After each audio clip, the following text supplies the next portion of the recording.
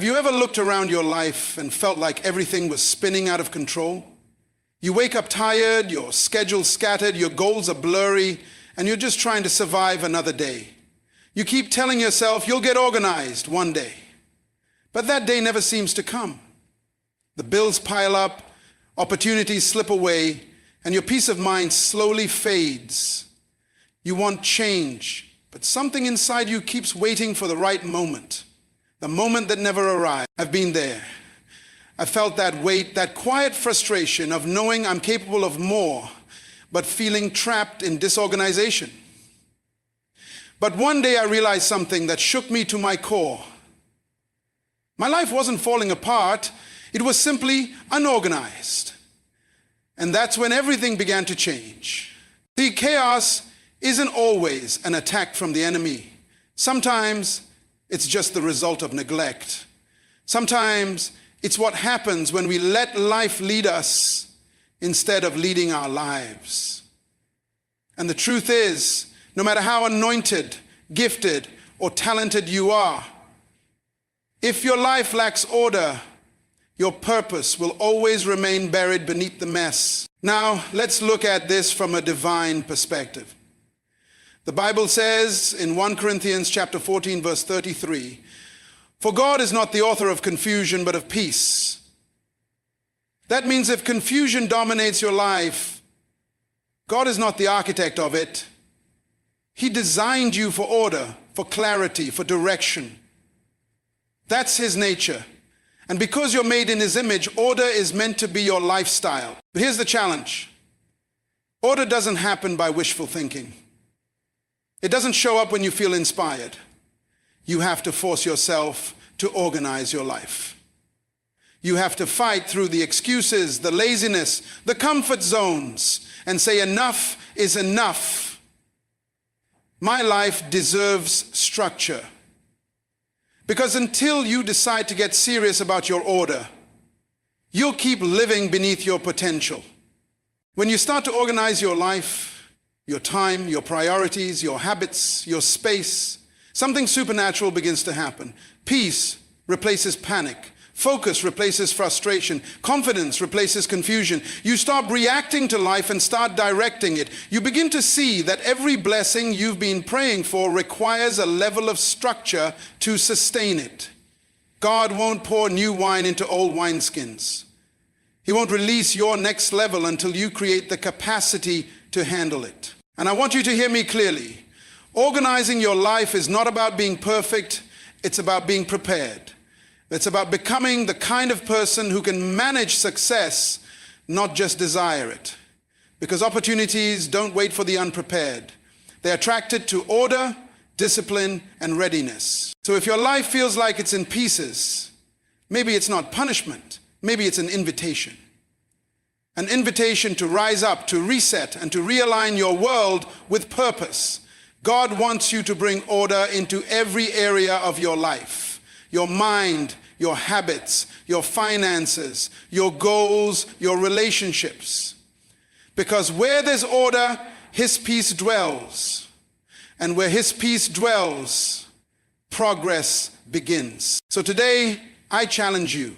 Stop waiting for motivation and force yourself into organization. Clean the clutter, set the schedule, structure your days. Because when you do, you'll discover something powerful. Order is not just a habit, it's a spiritual principle. It's the foundation on which destiny is built. When your life is disorganized, you don't just lose time, you lose peace. You don't just misplace things, you misplace purpose. Every day that passes without order quietly drains your energy, your focus, and your faith. And the truth is, disorganization doesn't announce itself loudly. It creeps in slowly. It starts with small neglect. An undone task, a missed appointment, an ignored plan, until one day you wake up and realize your whole life feels like it's running you instead of you running it. Have you ever noticed how stress multiplies when you don't have structure? You wake up anxious because you don't know where to start. You go to bed frustrated because You didn't accomplish what mattered most. You're constantly busy but not truly productive. That's not how God intended you to live. The Bible says in 1 Corinthians chapter 14, verse 33, "For God is not the author of confusion, but of peace." That means wherever confusion reigns, peace is absent. And when peace is absent, progress becomes impossible. You see, God created the universe in perfect order. He separated light from darkness, waters from the land, day from night, everything in its proper place. And if the Creator himself functions in order, how much more should we, his creation, reflect that same discipline in our lives? Organization isn't just about managing your schedule. It's about aligning your world with divine design. Let's think about a real-life moment. Imagine someone juggling work, family, church, and personal growth all at once. They're trying to please everyone, do everything, and be everywhere. But deep down, they're drowning in exhaustion. Their mind is cluttered. Their priorities are scattered, and even their prayer life feels rushed. They're not lazy. They're simply unorganized. And as a result, what should bring joy now feels like a burden. They're running fast, but they're not going far. That's what disorganization does. It robs you of clarity. It makes you feel overwhelmed by everything, yet accomplished in nothing. You begin to confuse motion with progress. You start living in survival mode instead of growth mode. But once you begin to organize your life, even in small steps, something powerful begins to shift inside you. You realize that peace isn't the absence of problems. It's the presence of order. Organization is not just a practical discipline. It's a spiritual act of obedience. When you organize your time, you're honoring the gift of time God gave you. When you manage your resources wisely, you're showing gratitude for provision. When you plan your day intentionally, you're declaring that your purpose matters. That's why life organization is not optional for people who want to live with meaning. It's essential. So many people pray for new blessings, new doors, new opportunities, but they haven't built the structure to sustain them. They want more from God without managing what they already have. But divine increase always follows divine order. Before God multiplies, he organizes. Before he promotes, he prepares. And sometimes what you're calling a delay is really God waiting for you to get organized enough to handle what you're asking for. I want you to think about this. How can God trust you with more when you are still losing track of what's already in your hands? Organization tells heaven, I'm ready for more. It signals maturity, readiness, and responsibility. It creates space for growth, creativity, and rest.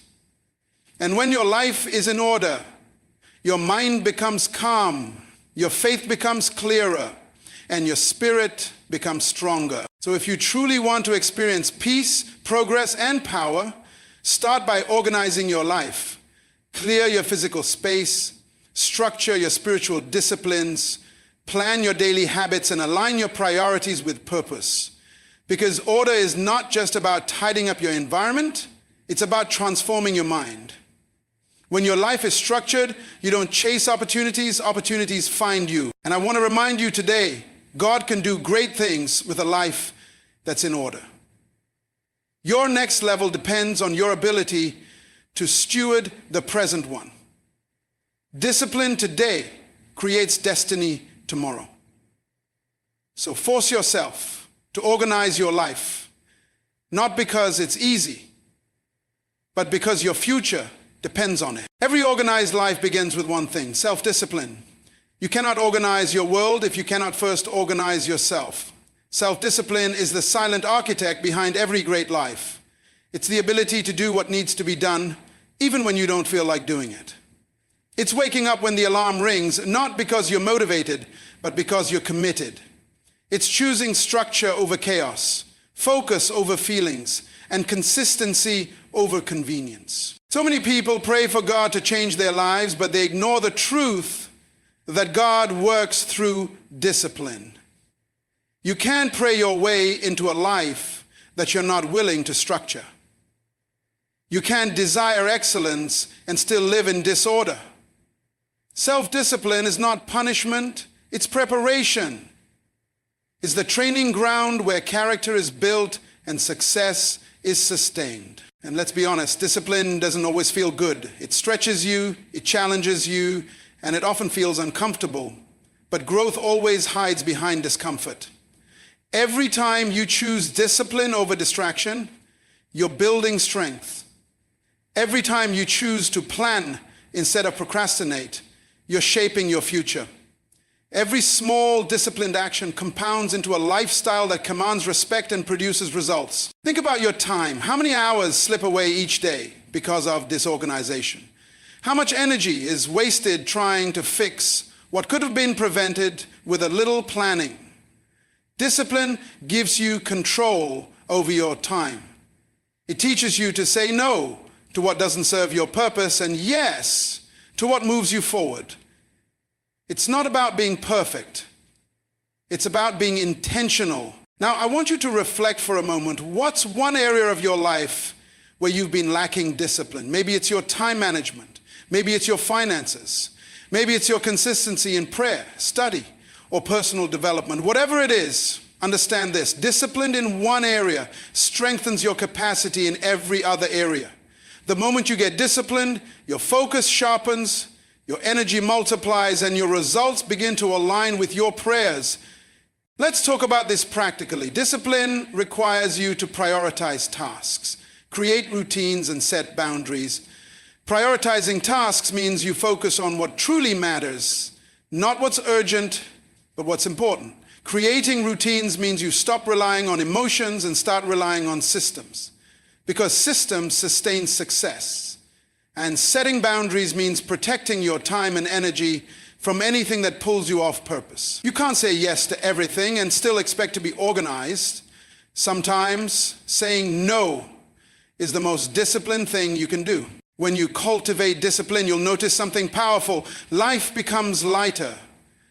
You stop chasing motivation because discipline gives you momentum. You stop living reactively because discipline gives you rhythm. It brings stability, confidence, and peace of mind. You no longer wake up confused about what to do next. Your day has direction because your mind has order. Even without using familiar names, the truth remains universal.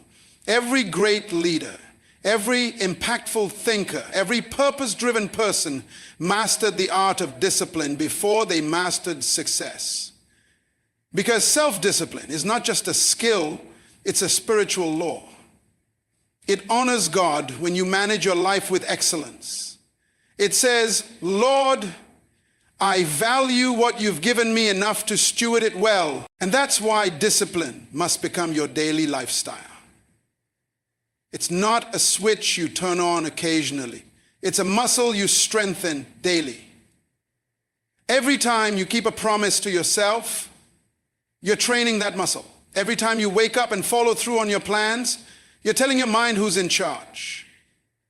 The more you do it, the stronger you become. So if you truly want to organize your life, start by mastering yourself. Your environment can't be in order if your inner world is in chaos. The outer mess is just a reflection of an undisciplined mind. But when your inner life becomes structured, your outer world begins to follow. Discipline brings harmony, and harmony creates momentum. So today, make a decision, not an emotional one, a disciplined one. Decide to take back control of your time, your habits, your energy, your thoughts. Because when you master self-discipline, you master life. And when you master life, you become unstoppable. Now, let's dive into identifying and removing clutter. The truth is, no matter how disciplined or focused you are, if your life is filled with clutter, you'll never experience true peace or progress. Clutter is not just the mess you see around you. It's the chaos that silently occupies your mind and spirit. It's the weight that slows you down without you even realizing it. And until you confront it, it will keep you trapped in cycles of frustration, procrastination, and confusion. Clutter comes in many forms: physical, emotional, and spiritual. Let's start with the physical. You can't have mental clarity when your environment is constantly in disorder. Your surroundings reflect your inner state. When your room, workspace, or home is filled with piles of unfinished tasks, unorganized items, or things you no longer need, it silently drains your energy. You begin to feel overwhelmed without understanding why. That's because clutter screams silently. It tells your mind there's more to do, even when you're trying to rest. But when you start decluttering your physical space, you make room for focus, creativity, and calm. Then there's emotional clutter, the kind that hides behind your smile. This is the clutter of old hurts, regrets, unforgiveness, and unresolved feelings. It's that quiet resentment you've been carrying for years, that guilt you never let go of, that disappointment you keep replaying in your mind. Emotional clutter makes you heavy, and no matter how well you organize your schedule, you'll still feel stuck if your heart is cluttered with pain. You can't walk into new seasons while holding on to old wounds. And then there's spiritual clutter, the most dangerous of all. This is the noise that distracts you from hearing God clearly. It's the constant scrolling on social media, the endless comparison, the distractions that rob you of your quiet time and intimacy with Him. You tell yourself you're too busy to pray, too tired to read, too distracted to focus, and yet that's where your strength is being drained. Not because you don't love God, but because your spirit is overcrowded with things that don't matter. The Bible gives us a clear solution in 1 Peter chapter 5, verse 7. Cast all your cares on Him, for He cares for you. That means you were never designed to carry all that clutter, not the emotional weight, not the spiritual distraction, not even the physical chaos. God's plan is for you to release it. When you cast your cares on Him, you're saying, Lord, I refuse to live heavy. I refuse to live distracted. I choose peace. Now imagine this: a young professional full of potential but struggling to move forward. Every day they wake up to a messy room, a chaotic inbox, unpaid bills, and a mind filled with worry.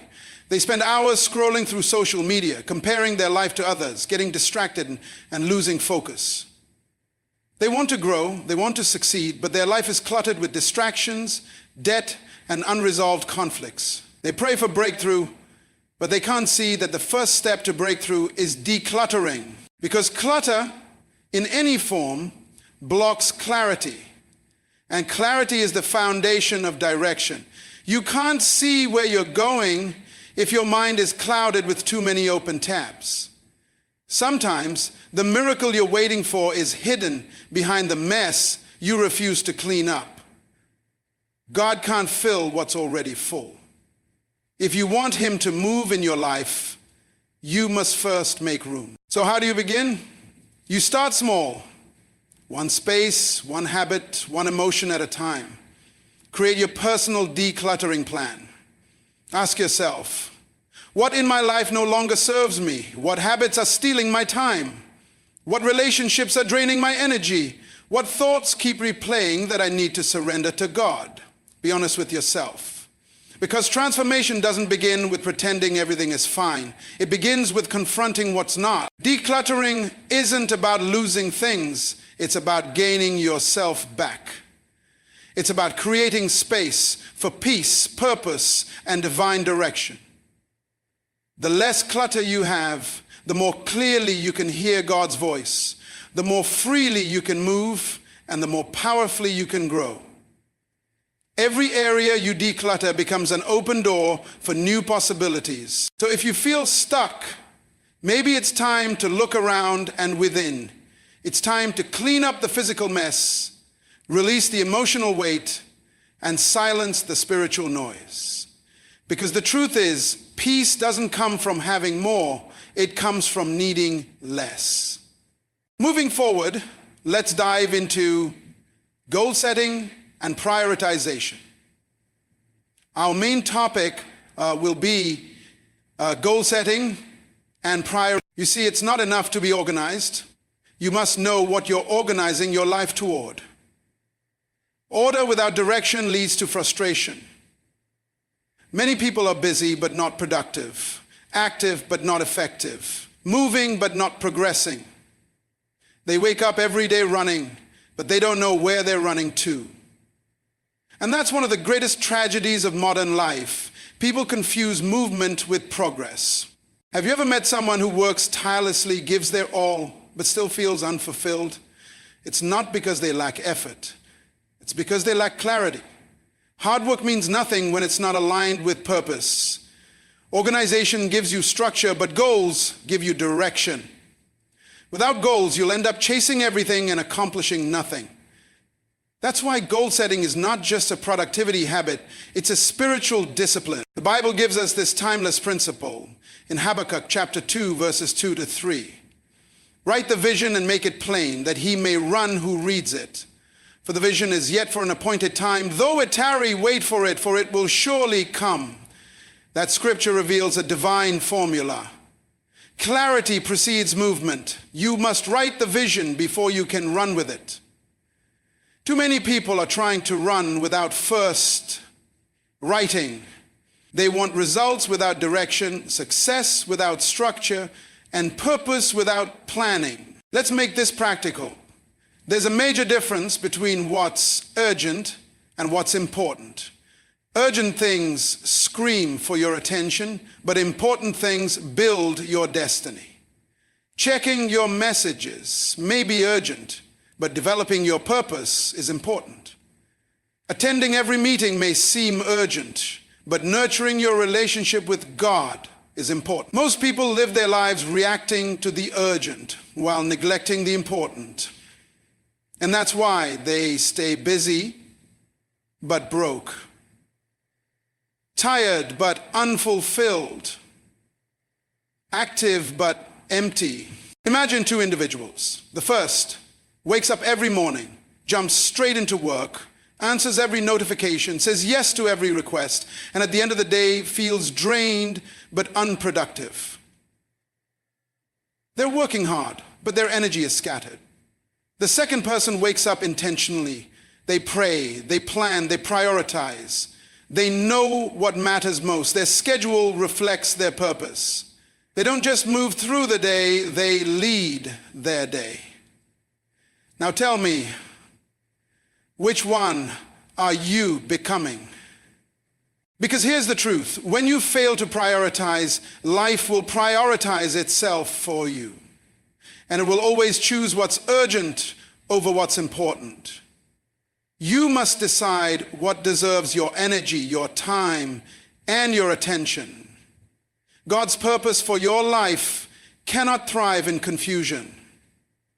It requires clarity, commitment, and intentionality. And this is why goal setting is not optional, it's foundational. When you set goals that align with God's calling, you're not just planning, you're partnering with divine purpose. Your goals become a roadmap for your destiny. They keep you focused when distractions try to pull you off course. They remind you of who you are and what you're becoming. So right now, I want you to pause and reflect. If someone asked you, what are your top 3 priorities in life? Could you answer clearly? Because if you can't name them, you can't manage them. The power of focus begins with clarity. So I challenge you, write down 3 key life priorities that align with your purpose and with God's will for you.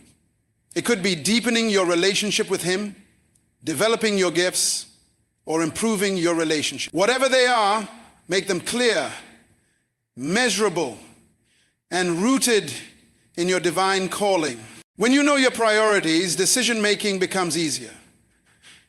You don't waste time on distractions because you know what deserves your attention. You don't compare your journey to others because you understand your own assignment.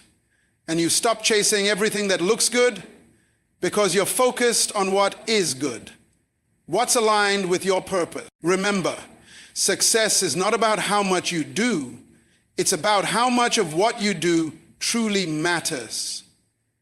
Organization without direction is like a ship without a compass. But when your goals are clear, your steps become intentional, your energy becomes focused, and your progress becomes unstoppable. So today, make that decision. Don't just live, lead your life. Don't just move, move with purpose. Don't just work, work toward what God has placed in your heart. Write your vision, make it plain, and then run toward it with passion, discipline, and faith. Because when you set clear goals aligned with His will, you won't just be busy, you'll be becoming. You see, time is the most valuable currency you will ever possess.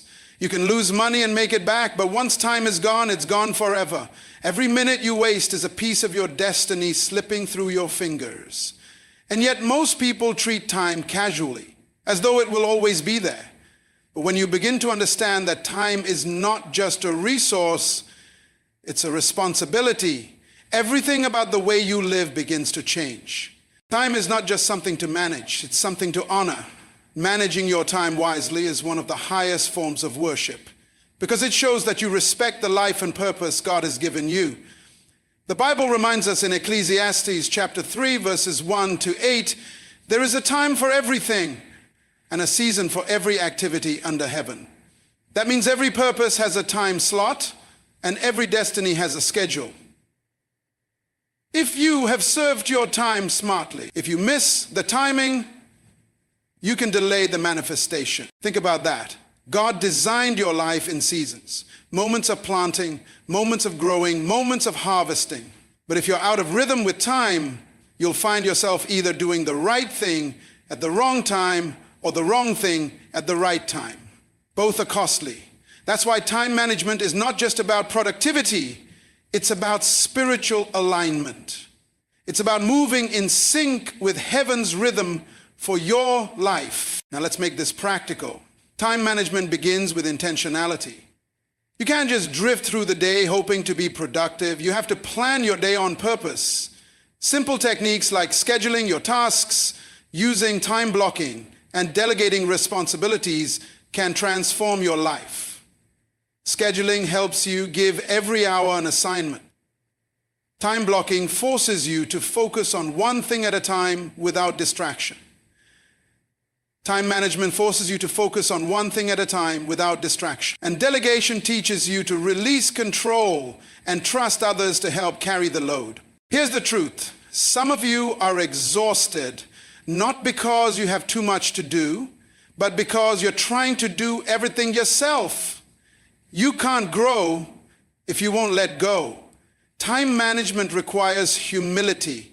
The humility to say, I can't do it all, but I can do what matters most. Let me paint a picture for you. Imagine a busy parent, an entrepreneur, or a student, constantly running, constantly rushing, constantly overwhelmed.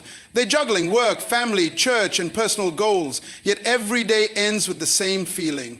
I didn't have enough time. But the problem isn't the amount of time. We all get the same 24 hours. The problem is the management of it, because unmanaged time always leads to unnecessary stress. When you learn to manage time well, you take back control of your life. You start your day with purpose instead of panic. You know when to work and when to rest. You know when to say yes and when to say no. And that's important because every yes to something unimportant is a no to something that truly matters. Time management is really about decision management. It's about having the wisdom to know what deserves your attention and what doesn't. I want you to think deeply about this question. Where are you wasting your time daily? Is it endless scrolling on social media? Is it spending hours worrying about things you can't control? Is it overcommitting to activities that don't align with your calling? Every wasted moment adds up, and over time it can cost you opportunities, growth, and peace. So today, identify that one area, just one, and take control of it. Because if you can reclaim one area of wasted time, you can reclaim your focus, your energy, and your momentum. And here's something powerful to remember. Time is sacred. because it's the platform through which purpose is fulfilled. Every dream you have, every goal you want to achieve, every impact you're meant to make, all of it depends on how you use your time. That's why the enemy doesn't always need to destroy you. He just needs to distract you. If he can steal your focus, he can waste your time. And if he wastes your time, he can delay your destiny. So today I encourage you, start treating time as a gift from God, not a guarantee. Plan your day prayerfully, protect your time fiercely, spend it wisely. Because when you manage your time well, you're not just being organized, you're honoring the one who gave you the time in the first place. When you align your time with your purpose, you stop living reactively and start living intentionally. You stop chasing the clock and start mastering it. And once you master time, you begin to master life. You see, time is the most valuable currency you will ever possess. You can lose money and make it back, but once time is gone, it's gone forever. Every minute you waste is a piece of your destiny slipping through your fingers. And yet most people treat time casually, as though it will always be there. But when you begin to understand that time is not just a resource, it's a responsibility, everything about the way you live begins to change. Time is not just something to manage, it's something to honor. Managing your time wisely is one of the highest forms of worship because it shows that you respect the life and purpose God has given you. The Bible reminds us in Ecclesiastes chapter 3 verses 1 to 8, there is a time for everything and a season for every activity under heaven. That means every purpose has a time slot and every destiny has a schedule. If you miss the timing, you can delay the manifestation. Think about that. God designed your life in seasons, moments of planting, moments of growing, moments of harvesting. But if you're out of rhythm with time, you'll find yourself either doing the right thing at the wrong time or the wrong thing at the right time. Both are costly. That's why time management is not just about productivity, it's about spiritual alignment. It's about moving in sync with heaven's rhythm for your life. Now let's make this practical. Time management begins with intentionality. You can't just drift through the day hoping to be productive. You have to plan your day on purpose. Simple techniques like scheduling your tasks, using time blocking, and delegating responsibilities can transform your life.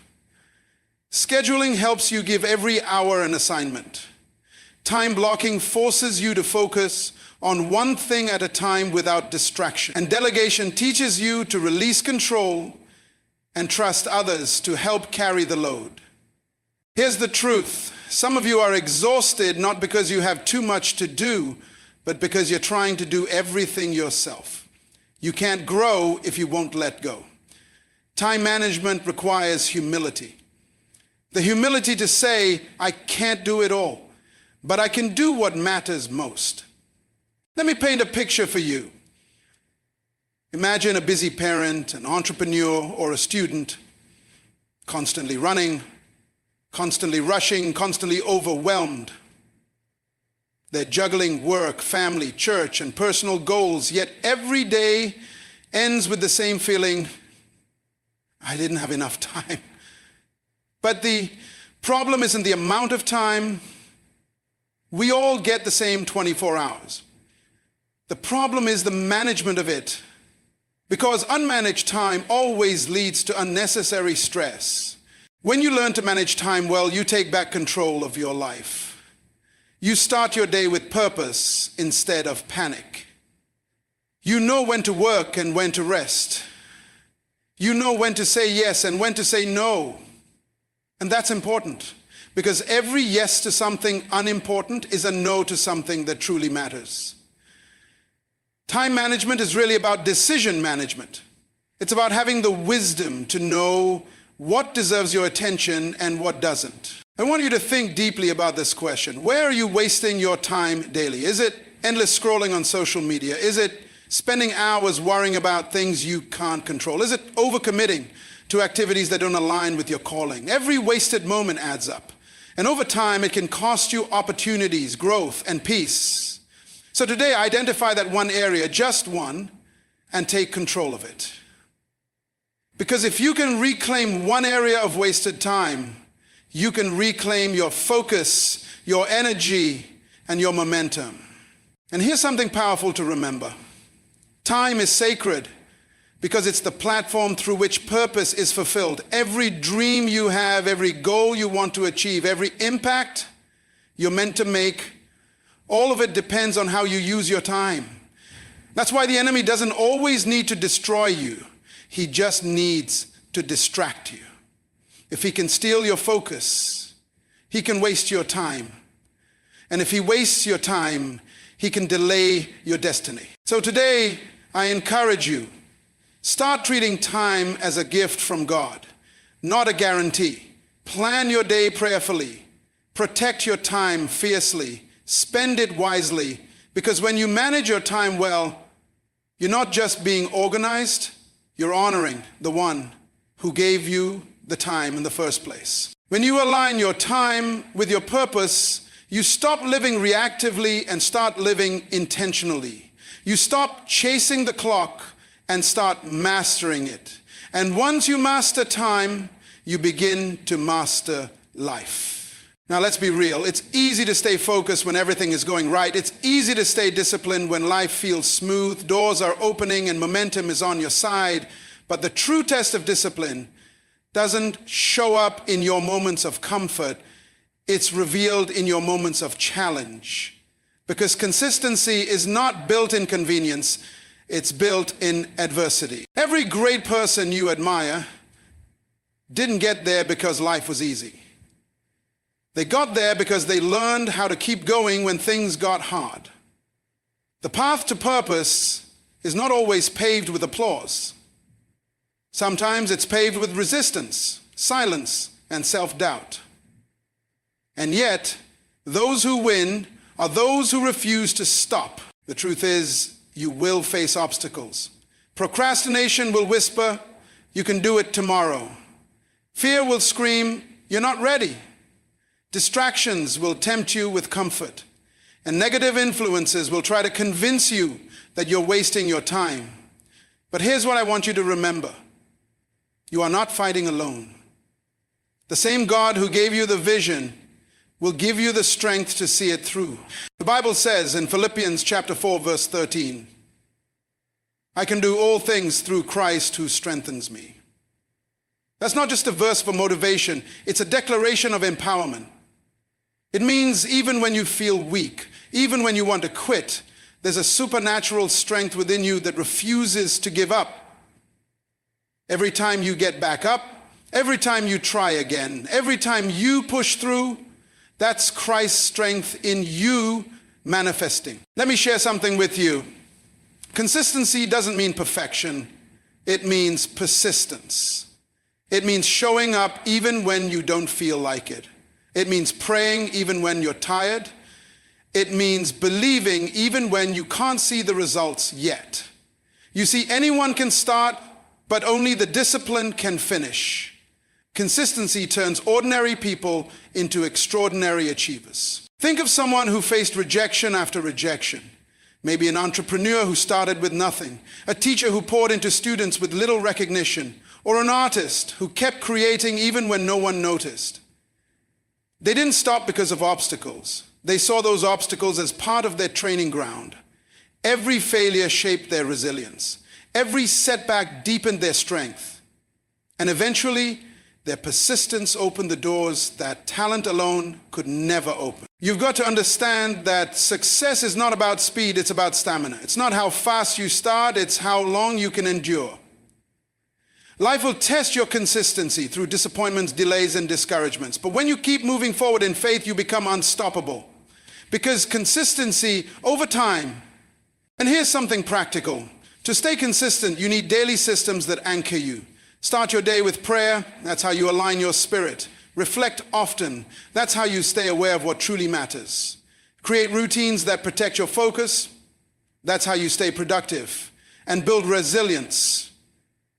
That's how you keep going when everything in you wants to stop. Ask yourself, what usually stops me from being consistent? Is it fear? Is it comfort? Is it distraction? Identify it, because you can't defeat what you don't define.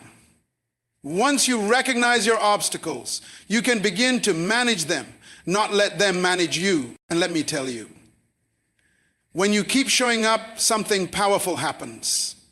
Heaven begins to recognize your consistency. Breakthroughs begin to respond to your persistence. Opportunities start to open for those who don't quit. Because God rewards faithfulness, not feeling. You may stumble, you may slow down, you may even fall. But if you refuse to stop, you win. Because every time you push through an obstacle, you're not just moving closer to your goal, you're becoming stronger, wiser, and more disciplined. You're becoming the kind of person who can sustain the blessing when it finally arrives. So stay consistent. Don't let procrastination steal your time. Don't let fear silence your voice. Don't let distractions pull you off course. And don't let negative voices make you forget who you are, because the God who called you has already equipped you. All you have to do is keep moving, one step, one day, one prayer at a time.